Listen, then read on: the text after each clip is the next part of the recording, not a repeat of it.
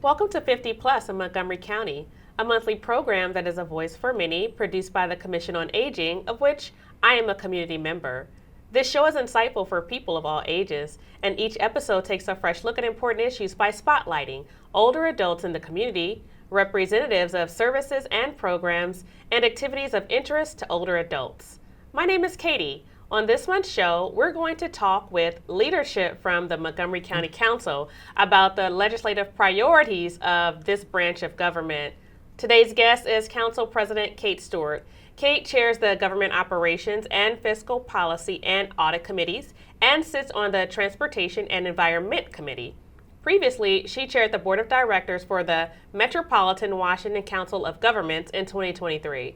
She leads efforts on fiscal responsibility, housing affordability, economic development, and LGBTQ plus healthcare. Welcome, Kate. Thank you, Katie. It's great to be here. I'm so glad you are. How are you today?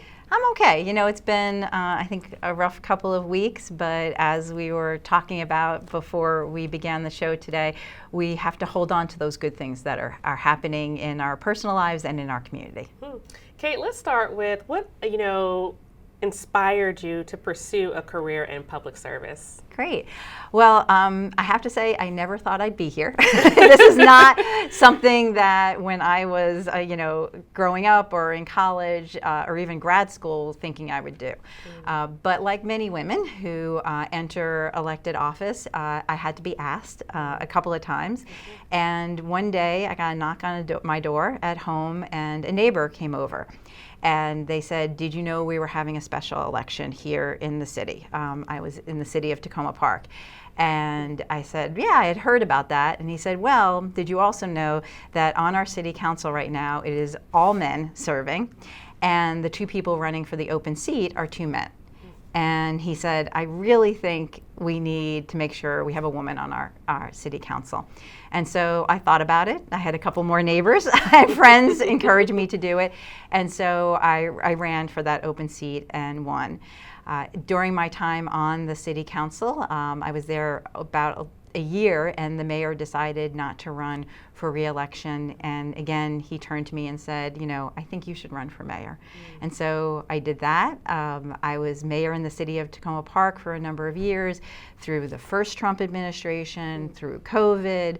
And during the time of COVID, I really got to work with our county council at that time and our county government very closely. And when redistricting happened in Montgomery County and there was an open seat for District 4, I decided to run for that seat, and I'm lucky to have been selected by the voters. Wow, I'm so glad that your neighbor asked you to run. It's the right thing to do, and you're a tried and true leader here. Let's, thinking about being a leader, what's your leadership style? So, early on in being in the city of Tacoma Park, I learned that, you can pass a lot of laws, put a lot of programs in place, but if you're not working collaboratively with members of the community who you serve, and really first and foremost listening to them about their lives and their needs, those programs and policies aren't going to really meet the needs of our community. And so I really believe in working collaboratively and really listening first before taking action. Okay. Kate, what are your priorities for this upcoming legislative session right now? Just what are you thinking about? Yeah. So I was really fortunate to be selected as president of our council by my colleagues. And each year, the council president usually takes this as an opportunity to lift up an issue in our community. Councilmember Albanaz, when he was council president a number of years ago, focused on food insecurity. And when I was thinking about this coming year, when my colleagues selected me back in December, I really thought this was an opportunity to lift up and highlight the issue of mental health and wellness. It's something that's near and dear to my heart. I heard a lot from community members, especially during COVID. There were a lot of things that were so hard, but our mental health and wellness really, COVID really took a toll on that. Yes. And I know in my own family, when I was growing up, this was not a conversation we had a lot, even though we had members of my family that suffered from some mental health challenges, anxiety, and other things. And so I really thought this would be a great opportunity to lift up the work that is being done here in our community, to bring people together to help identify what the gaps are, and to try and really just make conversations about our mental health and wellness part of our everyday conversations. Yes. So some of the things we've started doing already is we have a video series where we lift up different organizations in our community and the work that they're doing. If you get my newsletter, Keeping Up with Kate, we have a corner on mental health and wellness to highlight different organizations or tips. And in addition to that, we've started bringing together our providers in our community, including those in government and our nonprofits. We had a convening during the winter and had over 160 providers there talking about their work, how they can collaborate, the gaps. And in addition to that, we're having the Office of Legislative Oversight, which we're very fortunate on the legislative branch to have this research branch of our government do a series of reports, particularly focused on young people and their mental health and wellness and how we're addressing that in the county. And so we're hoping through these meetings, collaborations, this summer we're going to be reaching out particularly to young people and really listening to them and their needs, and doing all this work, really look at how we can incorporate mental health wellness into our everyday conversations and identify where we need to be doing more. I know that you uplifting mental health helps, encourage other people as well as reduce the stigma around it. I'll tell you, when I talk to my therapist, I really use that as an opportunity for my own self-care, so they can show up whole, for other folks. Yeah. Let's pivot a little bit and talk more about the budget. Yes. So the county council has worked on the FY26 budget. Tell us a little bit about, what's in it, the process, what we can expect. Great. So each year the county council receives the budget from the county executive in mid-March. Okay. So that's his proposed budget, and then we start getting to work. And through the end of March, April, and through sort of the mid-May, we're meeting in our committee sessions and as a council as a whole to pass a budget. And I think if you talk to an elected official, they'll say every budget year is a tough budget, but this year had some unique challenges. Okay. We, with everything that's going on at the federal level and conversations there, and really just a lot of uncertainty, we had to think about how do we pass a budget that addresses the needs we have right now in our community and try and look at the future and making sure we're laying a good foundation to address sort of the worst case scenario we may see coming out of the federal government. In addition to that, unfortunately, here in the state of Maryland, as a state, we're looking at some very difficult financial situations. And so the state legislature didn't wrap up their session till early April, and so we weren't sure exactly what were some of the things that they were going to do in terms of raising taxes or pushing down to us some costs that they generally covered, but now we have to cover in the county. And so there were a lot of moving pieces. I'm glad to say that we did unanimously pass a budget this year without raising taxes, because we knew for our residents that this is a very difficult time, and we knew that their state taxes would be increasing. And so we wanted to try and pass a budget this year to see how we can, do that without adding to the anxiety of our residents right now. And so I'm very proud of the work we did. I think we laid a good foundation, but there are a lot of challenges ahead of us. So you've helped us, you're helping us maintain a sense of normalcy right now. Yes. But let's just, think a little bit more through this. How are we going to manage what finally comes down from the federal government, thinking about the reconciliation bill that's actually actively happening now? What are you thinking about, theirs, particularly as it relates to, healthcare and Medicaid, and all of the other things that, local government will have to absorb? Yes, so it's going to be a huge challenge when we're looking at what they're considering at the federal level, especially changes to Medicaid and the cuts, also to SNAP, which is the nutrition program for folks. This is going to make it so much more difficult, and we know there are going to be people who are no longer going to be able to access Medicaid and SNAP benefits. And we need to be working as a community with our nonprofit partners, working with our federal delegation, and working with the state. I will say that being here in Montgomery County, in the state of Maryland, we are just so fortunate that we have true partners in our governor, in our state legislature, and our amazing federal delegation. And so there's going to be tough times. But I think the thing that I hold on to is the fact that we have partners at every level of government, and we have an amazing community.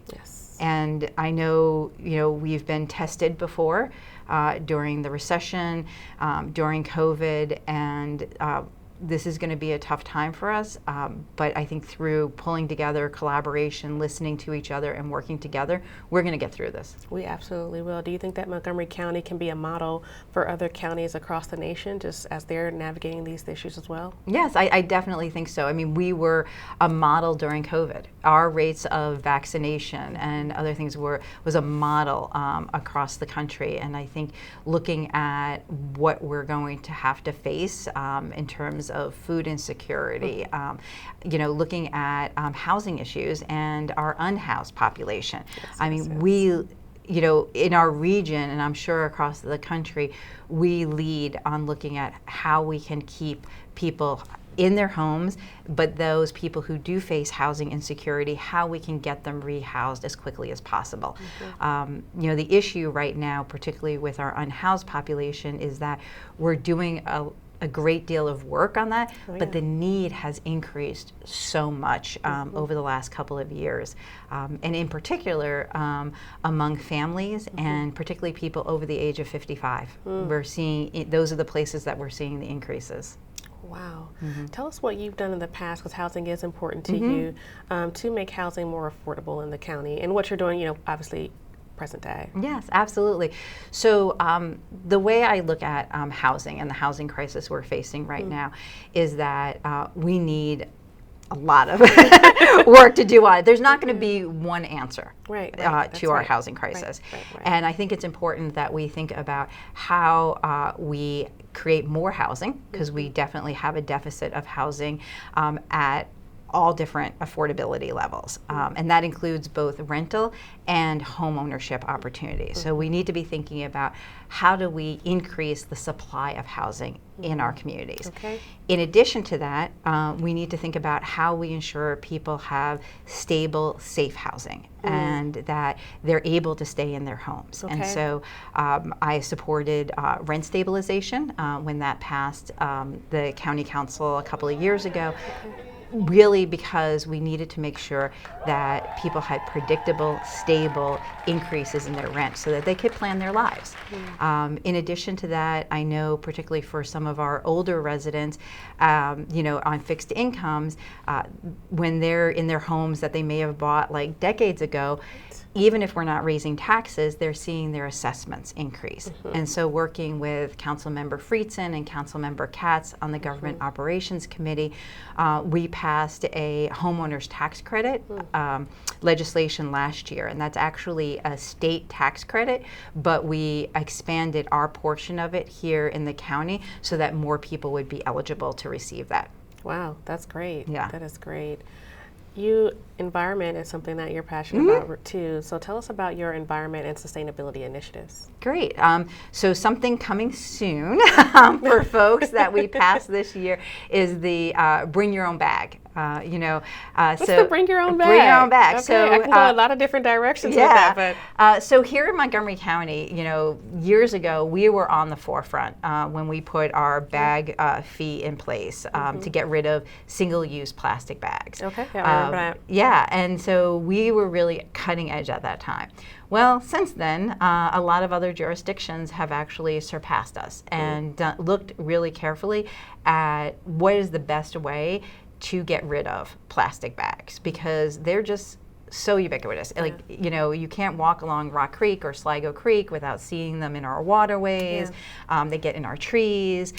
They're not good for our wildlife, and they're also not good for our own health as more and more research comes out about microplastics and things like that. So how do we reduce them? And really the best way to reduce them is to not have single-use plastic bags, and to encourage people to go to you know, bags that can be used for multiple times. And so this will, as of July 1st, stores will no longer be giving out single-use plastic bags, but really encouraging folks to you know, bring their own bag for their grocery shopping and other things. I do. That's what I was thinking. Yeah, I do so that now. Bring your own bag, and we really are working with our Department of Environmental Protection. And you know, if you go to any county event and you know, see the DEP, Department of Environmental Protection, they're giving out lots of bags. So folks should, you know, if you don't already, stock up on having your own bag, and just remember to bring it with you. Okay. Are there any other environmental initiatives? Like when I think of things that could be addressed, and this is just my own personal plug here, PFAS. Yes, yes. So because of all the runoff and just, you know. Right. So that is something. So when we're thinking about PFAS, which are these, what they call these forever chemicals that show up in our waterways, that actually is work that we do with WSSC. So WSSC is the entity that keeps our water flowing and also takes care of our sewage. And when we're thinking about PFAS, these forever chemicals, there are federal regulations that they may need to abide by and look at. And so we work with WSSC as they're putting in place strategies to take care of that. And you know, I think it's really important that you bring it up, because one of the things that people will see increase this year is their water bills. And because that's the rate that WSSC charges to bring water, clean water to your house. And I know when people see increases during tough times, that can, you know, it can be difficult. And it was really important this year that when WSSC came to the council and asked to increase their fee, that we're thinking about all the things that they're doing. And so it is being able to put in place these programs to address these forever chemicals. It's also about ensuring that we're really building out and maintaining our infrastructure, because we know our pipes are super old and we see the disruption, and we need to make sure that WSSC has the funding in which they can do these repairs and ongoing maintenance, as well as take care of issues like PFAS. Well, maintaining a strong infrastructure also helps us with our economy. So let's talk about that. Yes, absolutely. What is the county government doing to promote, you know, a better, stable economy here in Montgomery County? Yes, that's a great question. And so one is really thinking about our infrastructure. You know, when we hear from businesses, industries that are looking to come to Montgomery County, they're not just looking at, okay, where's the building, but they're looking at what surrounds that. They want to know that we have a strong workforce here that they can pull from, and that for their employees there is housing, there's transportation, and you know, some of the places that we see in the county that are really thriving is like the Pike and Rose area. Because people can, you know, easily walk out. There's different types of housing available. You're near public transportation. And those are all the things that we hear from people that they're looking for when they want to move a business here. So it's really important that we're thinking about that infrastructure. As we think about the economy, we have to think about what's happening at the federal level, because we have so many federal assets here in Montgomery County through NIH, the National Institutes of Health, the FDA, the Federal Drug Administration. We also house here Health and Human Services offices. And given the layoffs and other things that have been happening, that's having really a detrimental impact on our local economy. In addition to that, we're tracking not just things like NIH and FDA, but the federal government also has a number of leases here in Montgomery County, and if they pull back on those, that has an impact on us as well. So we need to keep track of that, and also put in place programs and assistance as people are being laid off. or losing their jobs. And so some of the things that we've been doing on the county council is that since this winter we've been running a series called United in Service and Support. These are webinars that we pull in either our federal partners or experts in our own county government, our nonprofit partners, to hone in on things that people need in our community. And so the first few we did that were in January and February, when a lot of people were being laid off, as you recall, and you know, these are folks who for decades have worked for the federal government, never thought they would have to file for unemployment, worry about their health insurance. All of a sudden they had to worry about all those things. And so the first one we did was with Senator Van Hollen, and you know, just simply provide people resources on how do you file for unemployment, how do you get health insurance, and all those things. And we've done this series focusing on employment, how to help you, you know, get your resume up to speed. Our libraries have been running different workshops for that. Montgomery College has been doing a great job having job fairs, particularly for people in the biosciences. So those are all the things we need to do to make sure we're keeping our economy running. And we need to look at the future and think about what does our local economy look like as we're seeing the federal government pull back. And I really appreciate the work that our state comptroller is doing. Brooke Lehrman is really taking, she's amazing, taking a deep dive and looking at this. She's doing a series of reports with the University of Maryland to look at our local economy here in the state, but also in Montgomery County. Wow, so there's a pull through with those partnerships that you were talking about, particularly with people who have, you know, lost their jobs. I'm very sensitive to that, just because I know that there's a lot of talent in Montgomery County, and people have dedicated their lives to public service to make, you know, not just their families whole, but other people's lives better. We had a previous guest on from the Jewish Council on the Aging, and she talked about the programs that they're offering too to support people that might find themselves in that, you know, category right now. So that's very interesting. Transportation is something that you're passionate about, and tell us about that, and as well as like the Purple Line. Oh my gosh, the Purple Line. We should have worn purple instead of pink today. The Purple Line. So, so just for folks watching, my district, District 4, runs from sort of the Silver Spring area inside the Beltway, like Tacoma Park, downtown Silver Spring, a little bit of Chevy Chase, Kensington, Garrett Park, all the way up to the North Bethesda area.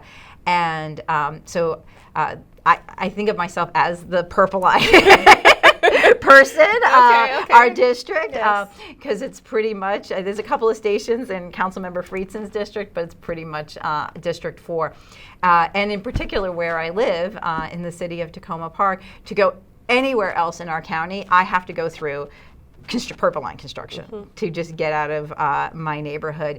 And so I see the progress, and I also see the impact it is having on our residents and our local businesses. So first, the good news.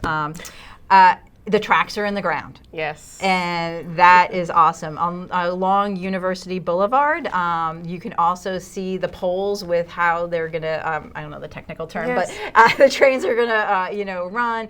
And you also see the station platform starting. So that is super exciting. The bad news is that downtown Silver Spring is a hot mess this summer, and not just because of the temperatures outside. It is, the Purple Line is really continued to cause a lot of havoc for the businesses there and the residents. And I just want to do a huge shout out to all of them for everything that they've been going through. You know, we've been able to, at the county level and at the state level, provide some grant money to our businesses. It is, you know, is not enough. We need to continue to support our businesses. So my plea to folks who are listening is, I know it's a pain, but please continue to come to downtown Silver Spring and the businesses along the Purple Line route, because they really need your assistance. I have 1 minute left, and I cannot believe there's so many things I want to ask. I'm going to get to a few of these. Let's pivot to what you do for fun. So it's National Ice Cream Month, I believe, in July. What's your favorite ice cream? Let's do a little quick fire. All right. I like oat milk ice cream, coffee. Okay. All right. July 4th, Independence Day is coming up. What are you and your family doing for Independence Day? All right. Well, I do the 4th of July parade in Tacoma Park All first. right, okay. And then I'm spending the rest of the afternoon with family and friends. Okay, all right. TV shows. Yes. I binge watch a lot of television. Yes, I do okay. too. What are you streaming right now? Right now, Buccaneers. Okay, The new series okay, of okay. Buccaneers, Okay, yeah. all right. What about reading? Reading, actually, I love reading YA, young adult books. And right now I'm reading a series by Clune, looking at it's the kind of like mystical, fantastical, but it really is, looks at particularly LGBTQ plus issues. And so that's young adult books, particularly for the LGBT plus community, are kind of my passion. Okay. What do you do in your spare time? Just if you had to do nothing, what is it? I run. I really like running. And we're so fortunate here. I love running in Sligo Creek. Okay, and so, beautiful. Yeah, it's really nice and shady. Okay. So like even in hot days, I mean, I probably, my longest distance is some weekends when I have the time can run 10 miles. And for the most part, along Sligo, it can be almost all in the shade. Okay, we were talking about this earlier. I'm going to put it out there because obviously you're an elected official, but you're also a family person too. Your daughter just graduated from BU. Yes, Congratulations. thank you. What's your proudest moment for her? Oh, my proudest moment for her. Well, she wants to actually go into local government, and not as an elected official. She said, I've seen that up close, but she wants to work in local government on policy issues, actually on mental health. And so I think right now, given everything that's going on in the world, the fact that she truly still believes in our democracy at the local level and wants to dedicate her life to that really makes me proud. Based on what I heard, she has a great example. No, thank you. All right. Keeping up with Kate, that's the last thing. How can people stay in contact with you? Great. So yes, that's our newsletter. And if you want to email our office, it's councilmember.stewart@montgomerycountymd.gov. Or you can just get on the county website and search for my name and get the email and just drop us a line and we'll sign you up for it. Council President Stewart, I've enjoyed talking with you. Yes. Well, that concludes our program for today. As you can see, the voices of those 50 plus matter every day and in every way. To learn more about services for seniors in Montgomery County, please visit the Montgomery County Seniors website by visiting montgomerycountymd.gov/senior or call the Senior Resource Line at 240-777-3000. And as always, thank you for watching 50 Plus in Montgomery County.